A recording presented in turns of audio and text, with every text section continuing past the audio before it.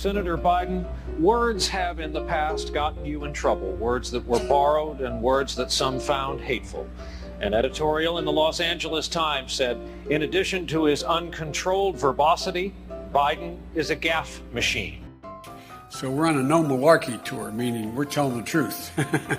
We're not going to lie. 1.2 billion. So you go ahead and you stack spaghetti sauce at a store and in a supermarket. You control the guy or the woman who brings out the carts on a forklift. What happened? Hunter Biden, your son, was getting paid a lot of money to serve on the board of a Ukrainian energy company facing serious corruption charges. You were the vice president running point on Ukraine. What's your understanding of what your son was doing for an extraordinary amount of money? I don't know what he was doing. I know he was on the board. I found out he was on the board after he was on the board. But that doesn't pass the smell test. Like when you're vice president, isn't there a higher standard? Don't you need to know what's happening with your family? Don't you need to put down some guardrails? That's your son over there. Get a job and work for a gas company that you had no experience with gas or nothing. You're selling access to the president just like he is. A damn liar, man. That's not true. You see it on the TV.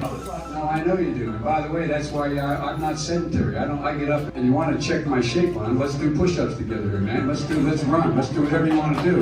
I want to switch gears and ask you about what happened the other day at your town hall, because you got a lot of attention for it. I was joking. Look, I'm in pretty good shape. Which is what Donald Trump says a lot. Hey, you can't take a joke. I was joking. No. But the point Don't compare me to Donald Trump. But people Don't did do at that. the town hall. No, they didn't. Yes, they did. What Donald Trump says, he makes fun of people. He belittles people. He lies. I don't do any of those things. Period.